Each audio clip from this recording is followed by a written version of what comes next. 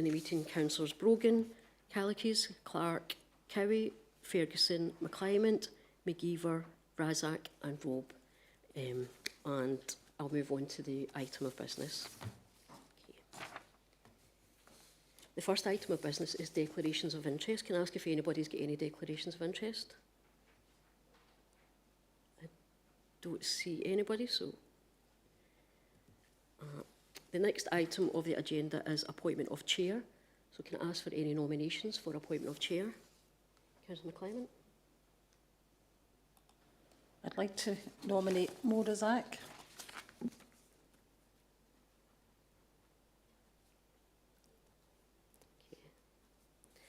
And do we have a seconder? Councillor Cowie is going to second that. I'll just bring you in, Councillor Cowie. Can you come and just confirm that?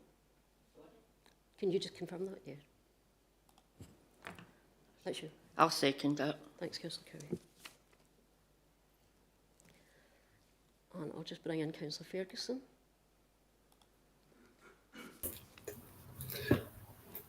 Thank you, Chair. I would like to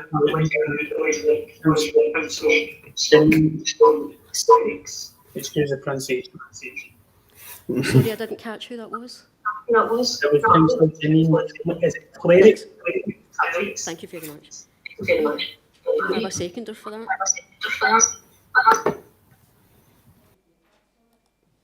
Councillor Clark? Yeah, I'll second that. It's Councillor Kalikis. Okay, thanks very much.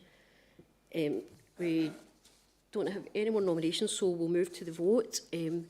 For the purposes of the vote, the motion will be a proposal by Councillor McClymont, seconded by Councillor Cowie, that Councillor Razak be the chair of the forum, and the amendment proposed by Councillor Ferguson, seconded by Councillor Clark, will be that Councillor Kalikis be the chair of the forum. So I'll just start the vote. Thanks very much.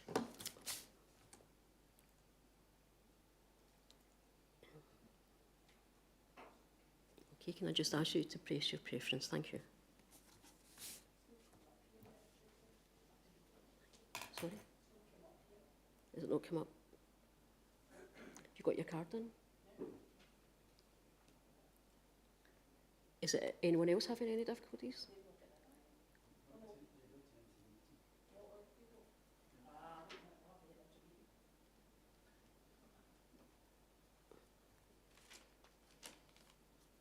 Have you managed to vote now, yeah?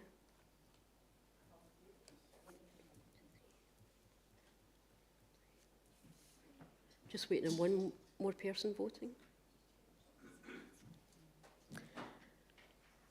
Right, we have all the votes in, so I'll just stop the vote. And 4 people have voted for the amendment and 5 for the motion with no abstentions. So I'll declare that Councillor Razak is the chair of the forum. Thank you.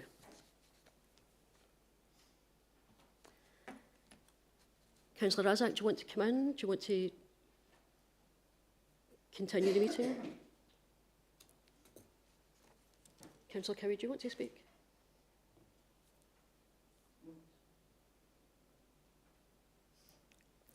Councillor Razak?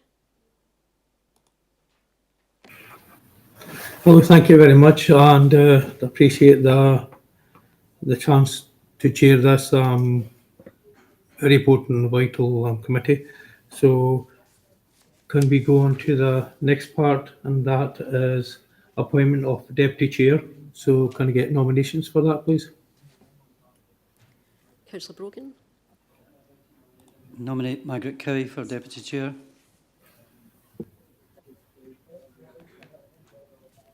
And we have a seconder for that.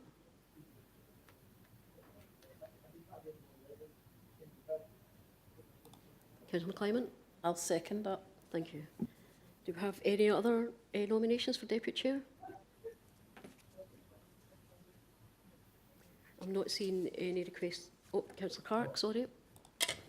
I'd like to propose Councillor Janine Kalikis. And do we have a seconder for that? Councillor Ferguson?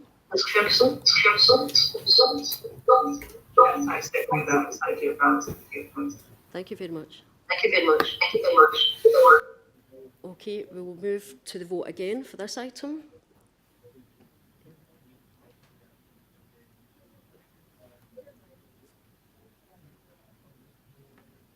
Okay, I'll just start the vote. Okay, sorry, for the purpose of the vote, the motion will be the proposal by Councillor Brogan, seconded by Councillor McClimate, that Councillor Cowie be the Deputy Chair, and the amendment proposed by Councillor Clark and seconded by Councillor Ferguson, that Councillor Clickes be the Deputy Chair. Could you press your preference now? Thank you.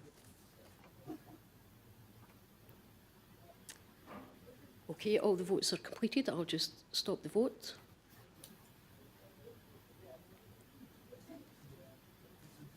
And we have 4 votes for the amendment, 5 votes for the motion.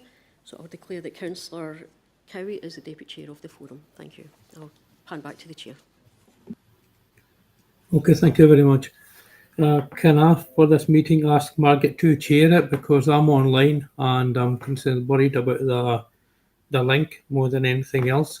And can also say that I'm in Durham just now, sunny Durham, and it won't be for long because I've given my notice so that I won't be travelling so often. So that shouldn't be a problem in the future. Councillor Cowie's just going to come up to the chair seat. Thanks.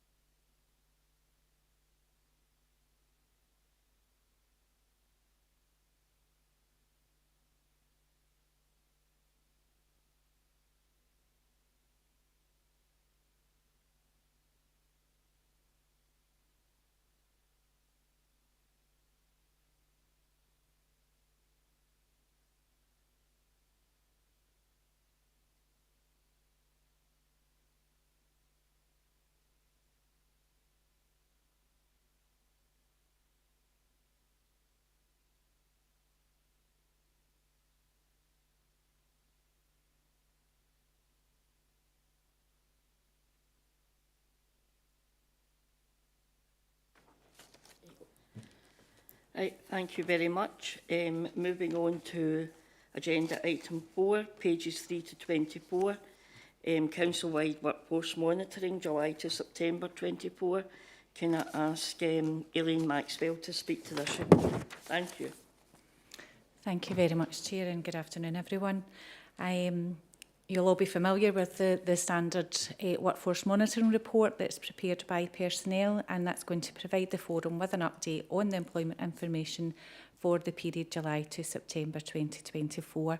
And obviously appreciate in terms of timing of the reports, you'll be aware that obviously the next set of reports will be due, so we are running a wee bit behind in terms of the information that's been presented today. But as always, I'll run through the key areas within the report. So you'll see at section 4.1 that the the average council figure for the period is 6.1%, which is showing an increase of 1.4% from the previous month, and does represent an increase of 0.8% when we compare ourselves to September of last year. Again, as always, we look at our annual trends in the absence rate for September to September 2024. So the Council's rate for the financial year 24-25 is projected to be 5.6%. There are further breakdowns and comparisons to previous years in the following groups, and we can see that the APT&C figure for the period is 5.5%.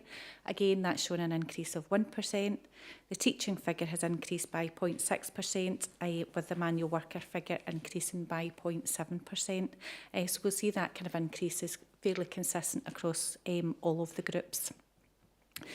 Looking again in terms of the breakdown, and you'll see this on Appendix 8, so it shows that musculoskeletal and psychological absences conditions remain the main reasons for absence throughout the council.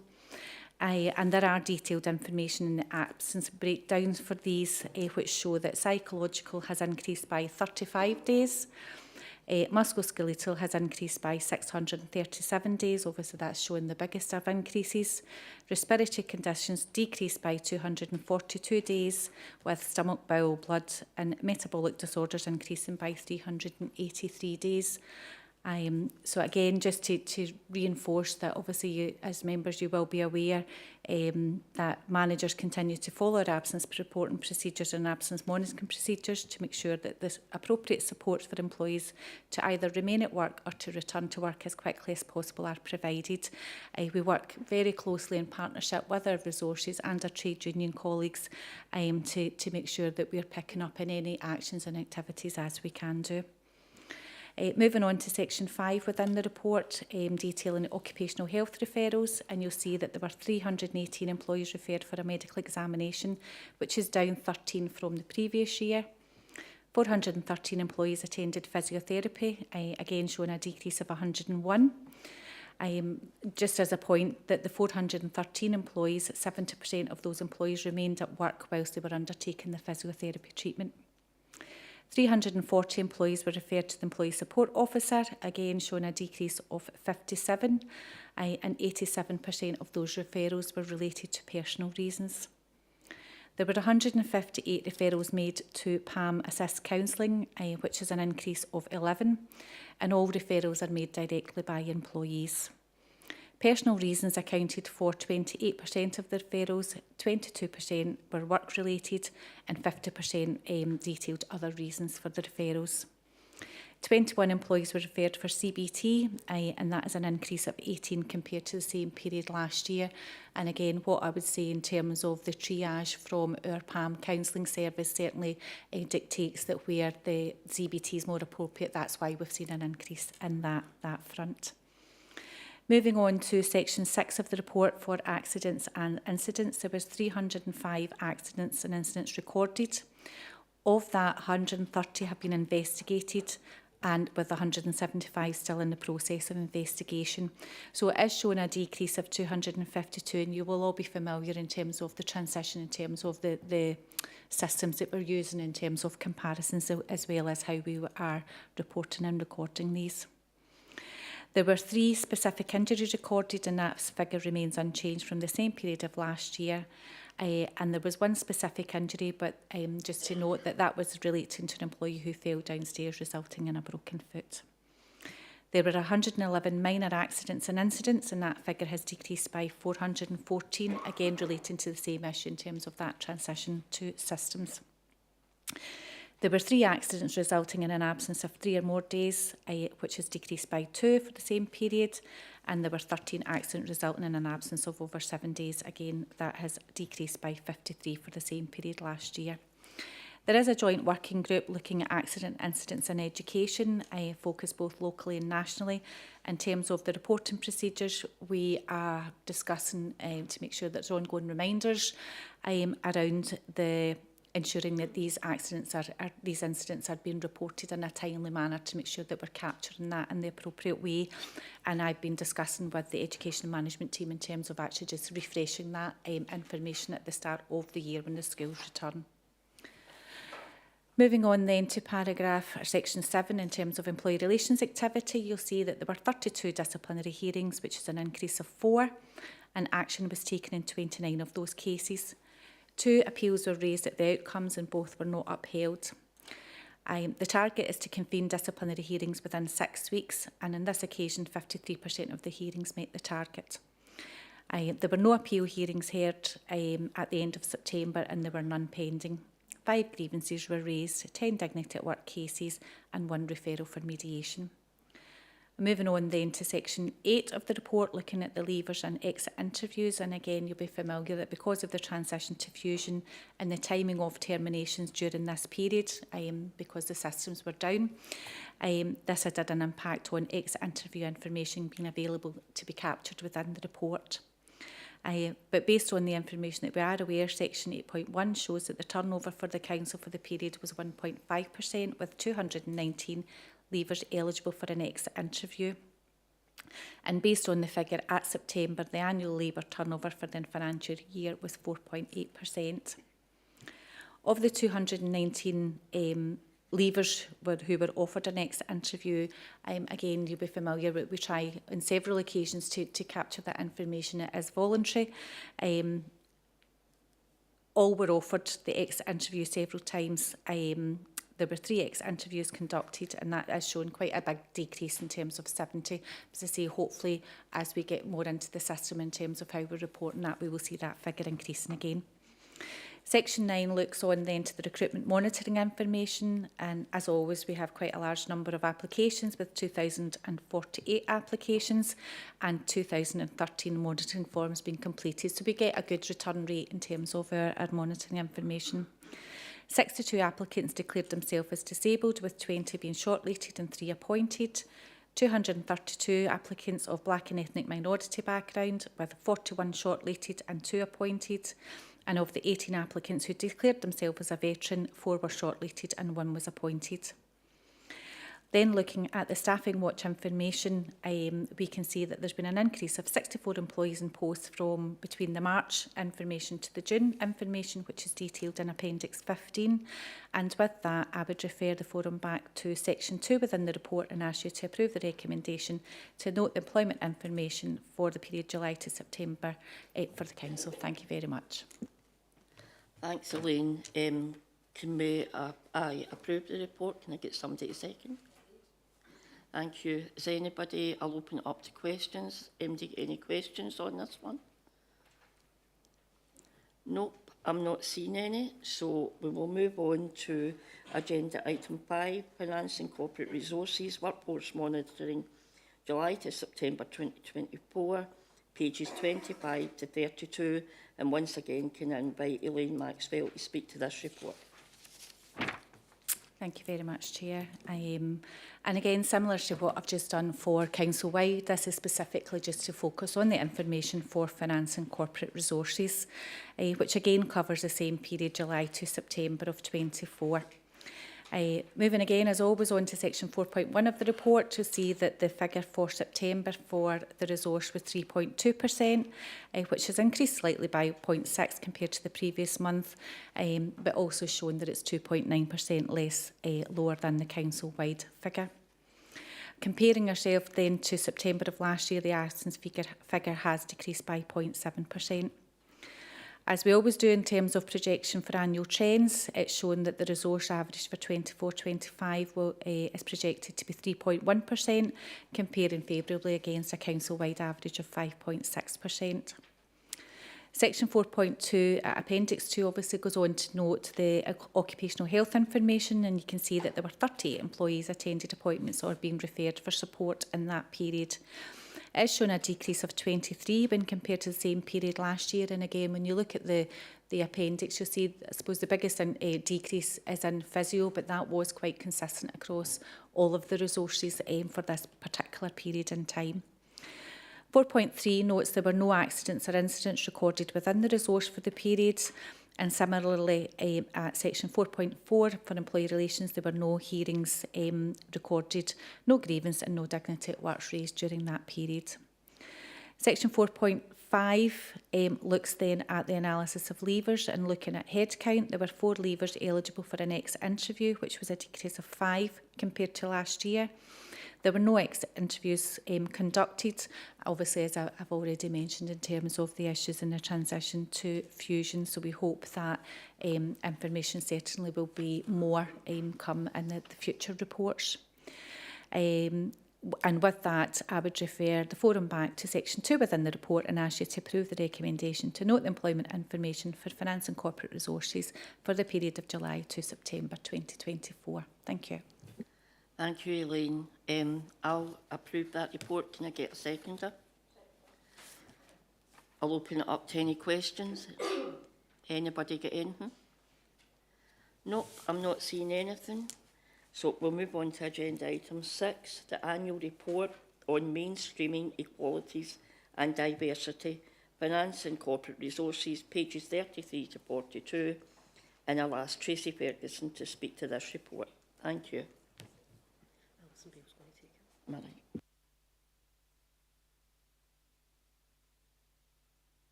Okay, thank you, Chair.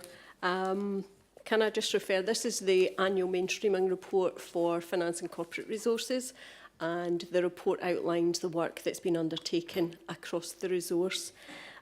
Just for a bit of background, we are required to mainstream equalities. It comes out of the Equality Act and the general duties.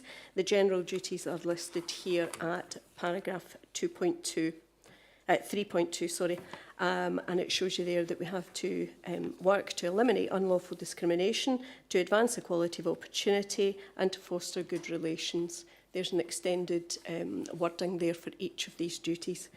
In addition to that, we also have public sector equality duties that we have to meet, and these are specific for Scotland. These duties are being reviewed at the moment, and they will be revised and brought into force for the next full mainstreaming report, which will be due in April 25. So there will be a slight change to what we're doing. In paragraph 5, you'll see that we have the mainstreaming equalities activities there, and part of the public sector equality duty is that we undertake impact assessments across all of the equality issues. Now, from October 24, we have extended the impact assessments that we are undertaking, and the list of all of the duties, the relevant duties, are listed here. You may have seen the papers with the previous budget reports that have come to members. So these are all of the duties that we are now impact assessing against. So it's a bit different from the Equality and Fairer Scotland that we did before, but we're doing that. The latest mainstreaming report is published on the council website, and that is about to be reviewed, revised and updated, with the next mainstreaming report being available in April 2025. Alongside that mainstreaming report for the council, there will also be a set of equality outcomes which will take us through the next 4 years, and also the employee demographic information, pay gap information. So that will all be included in that report once it's published. In section 6, you will see that we have outlined all of the various services within Finance and Corporate and what the activities they're taking to mainstream equalities. I'd just like to highlight a couple of these activities. At 6.3, Communications and Strategy Services, you'll see there at the second bullet point that we have included the continued use of Recite Me, which is a web-based tool, and it allows a range of on-demand accessibility solutions, not only solutions in other languages, so we can convert the website to other languages. It also has accessibility issues there for people who are visually impaired, people with dyslexia, and any other sort of like forms of neurodiversity. So there's quite a lot of activity there, and it's a very quick solution. It's at the top of the main page on the council website. The other thing that I'd just like to highlight here within the Communications and Strategy Services is the Community Participation team. They help groups with community activities in areas of deprivation, and there has been a focus on children, young people and family activities to promote community and inclusion across the community. So a lot of work has been undertaken there. The Community Participation team also helped to provide budget engagement for the 24-25 budget by going out and undertaking face-to-face activities. They formed a lived experience advisory panel group, and they went out and spoke to people face-to-face and got their views. So we're trying to include the voices of communities. I'd refer you to 6.3, moving on to personnel services, and statutory performance indicators show that for the year, women are making up 62.3% of council employees in the top 5% of the salary range. These figures have increased by 2.7 from the previous year. So this demonstrates an improving position across the board. This is as a result with more women being appointed into new appointments, and 62% of all appointments made. The pay gap for council employees has reduced by 0.5% to 2.7%. Within the mainstreaming report, we have a duty to report on gender pay gap, but we also report on disability and ethnicity pay gaps within the mainstreaming report. So we do that across the board.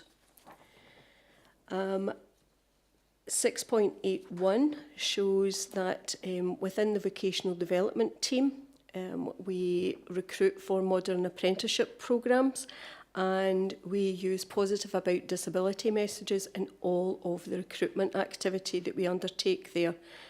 We also recruit in schools so that we are trying to get the apprenticeship opportunities out as widely as possible, and that includes schools with ASN bases.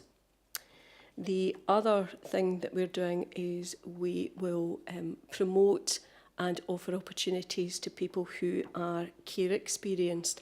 And you can see at the table in 6.82 that South Lanarkshire are performing just above the national figures, quite considerably for the care leaver experience and slightly in regards to the disability.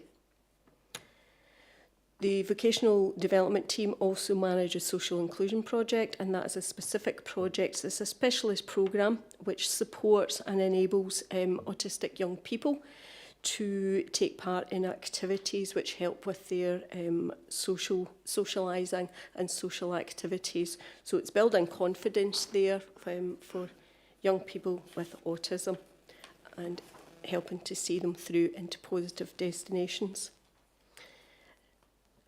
7.1, communication and support.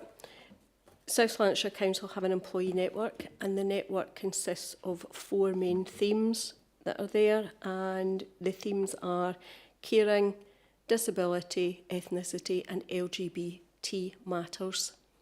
And we regularly meet with the groups, and we have input from any employee can attend any part of the network, regardless of whether or not they identify with the heading.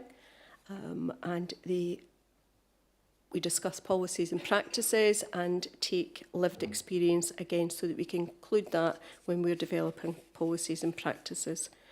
We also work in partnership with external organisations, and you can see at 7.2 some of the groups that we are working with. Further information about partnership working is provided at section 8, and there's each of the partnerships that we work with, and the activities are outlined in section 8.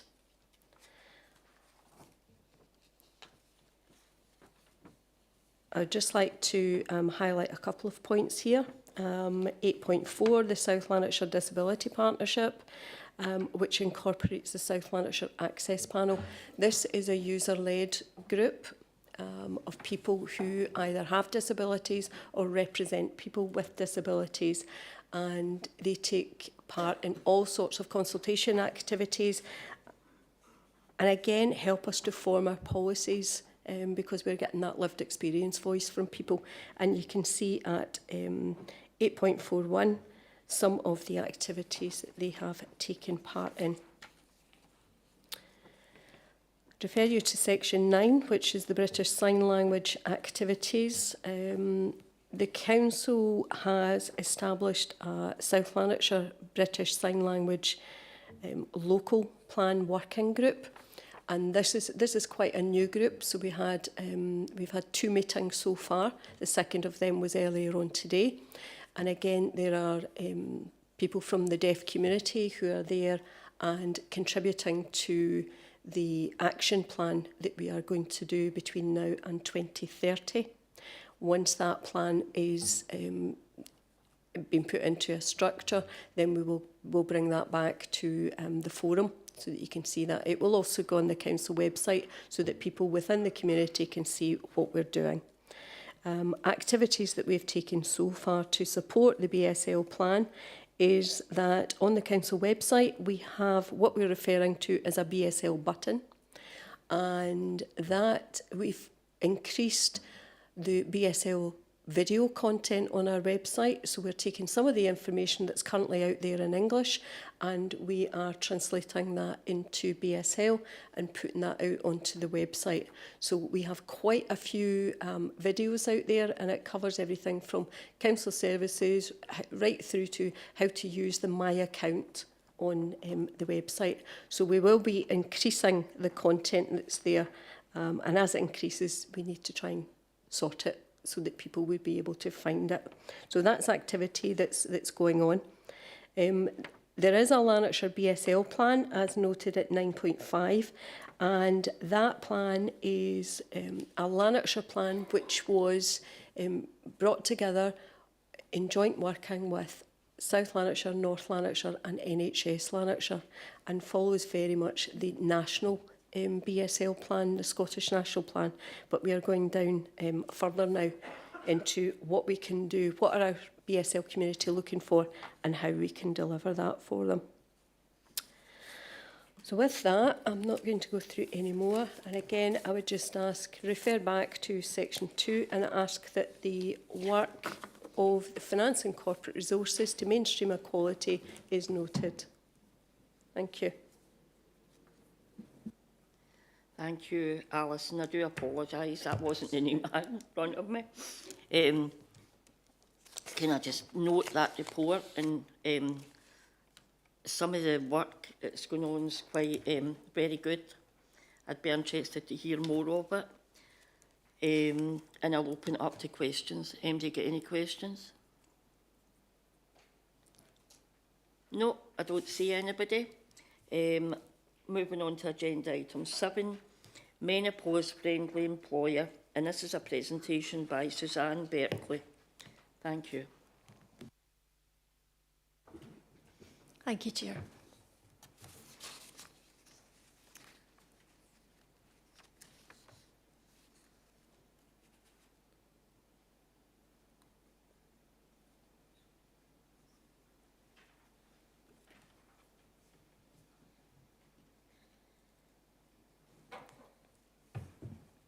Okay.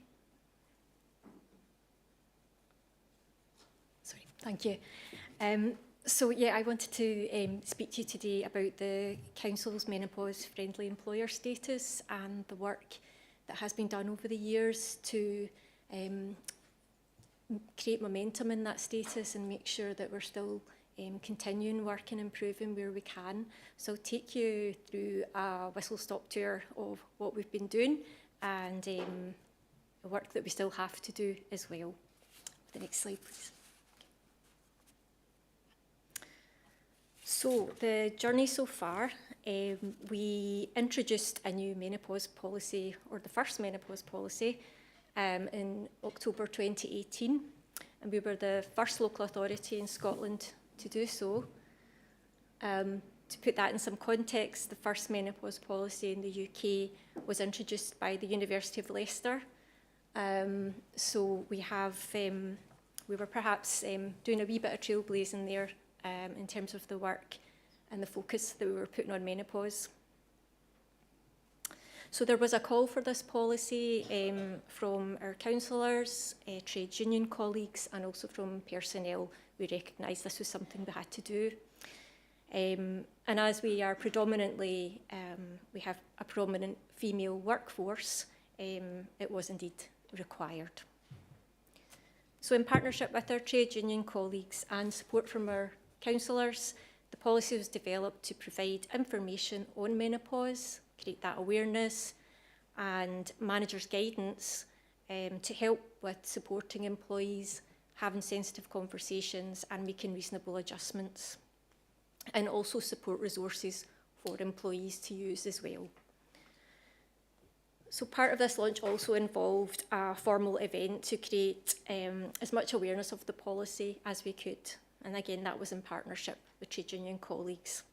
We really wanted to start taking the taboo away from talking about menopause and create a safe environment for employees to talk about it as well.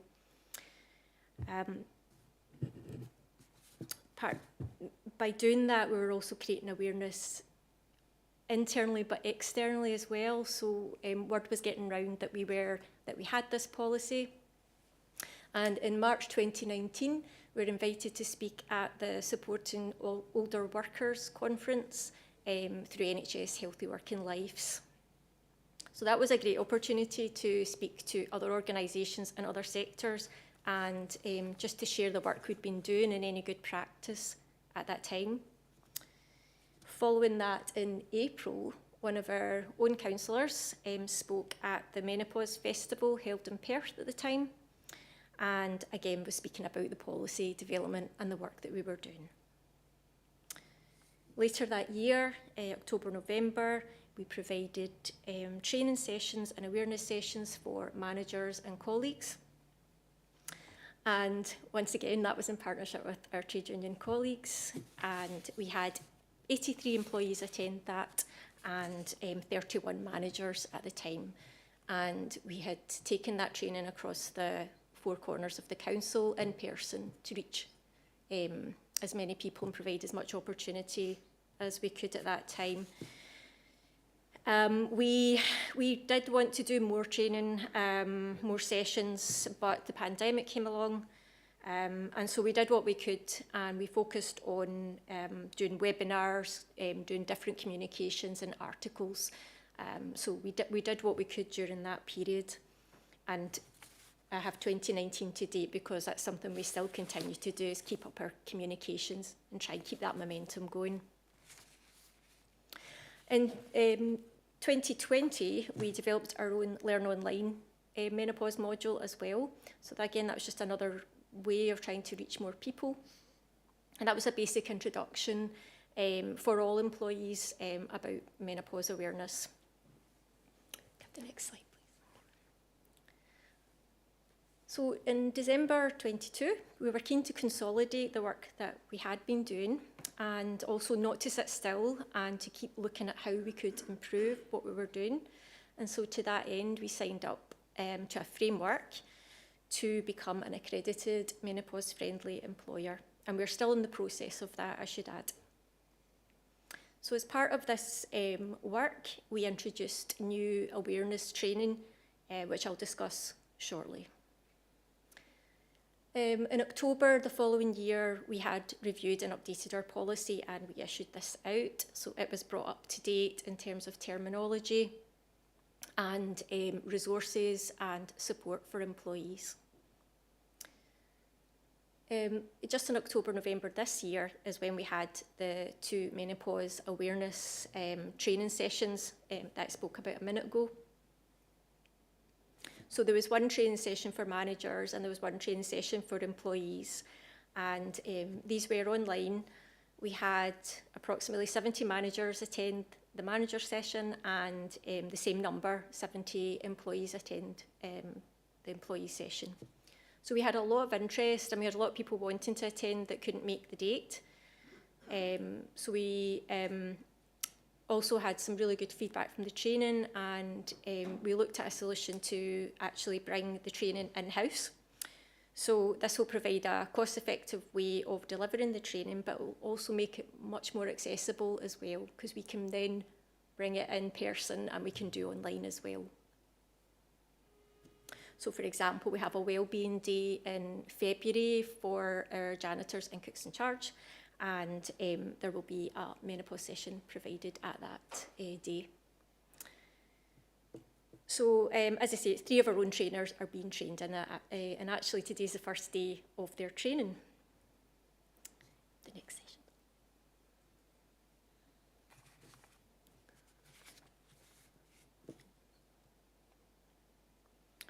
So I've spoken about the numbers. The training itself was very interactive and it was very inclusive. There was polls taken to measure people's understanding of menopause. There was really good use of the chat function and a real feeling of togetherness from the participants. So the training not only considered those perhaps going through menopause, but it also put a focus on people who are supporting those going through menopause, whether that be a family member or a colleague.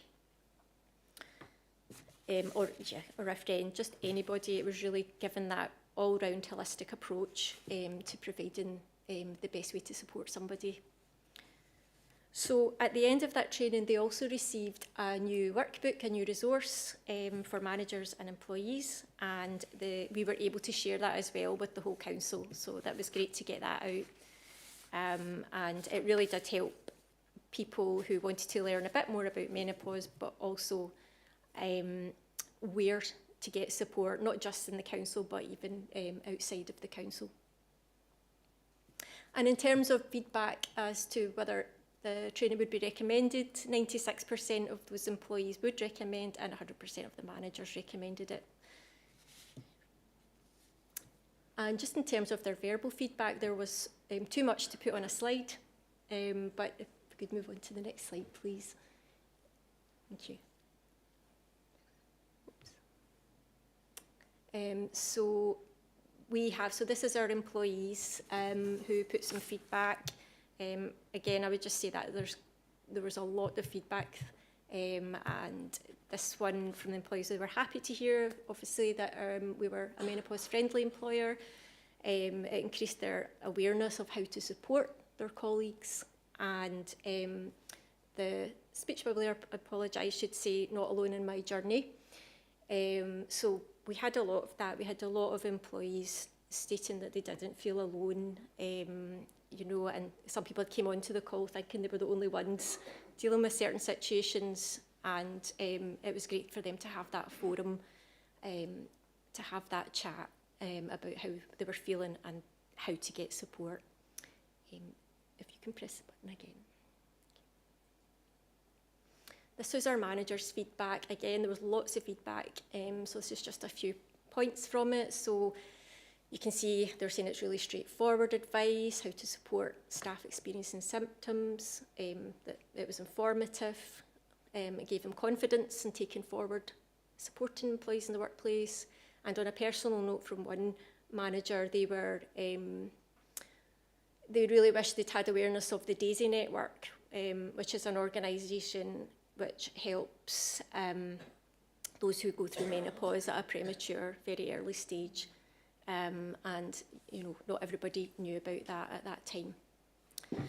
So it's been useful on all those fronts. The next slide, please. Thank you. So we're looking now to next year, which isn't far away, and really, because we will have our trainers in place, we're looking to provide more awareness training opportunities. So we will look at scheduling in for the year.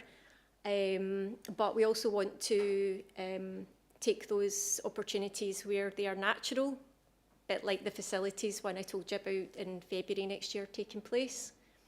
We want to learn from the evaluations that we are, you know, the feedback that we're getting from the training, because we're really hearing it. We're hearing about lived experience at these sessions, and that helps us do more to support. Keep up our wellbeing communications and link awareness days, not just World Menopause Day that happens in October, but other ones that relate to that in terms of symptoms that can come through with menopause. And one of the big ones we want to do as well is to progress the council status to accredited menopause-friendly employer. But in the meantime, we are proud that we can display the badge that we are committed to being a menopause-friendly employer, and we will keep doing this, and hopefully we will become accredited in the future. But thank you very much, and if you've got any questions or comments, I'm happy to take them. Thank you, Chair.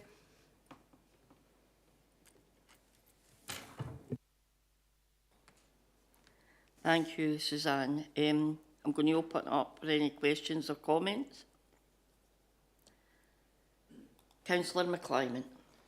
Thanks, Chair. No, it was just to say I welcome this initiative from the council. It's really good to see it here. I'm just wondering what additional supports are in your maximising attendance policy to support people going through the menopause. Thanks.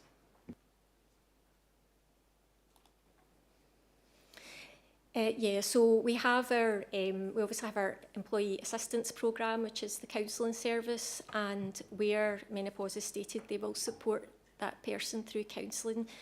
We also have our occupational health work, where symptoms may affect the workplace, and reasonable adjustments as well, to discuss how to help employees on that basis as well. Councillor Kalikis.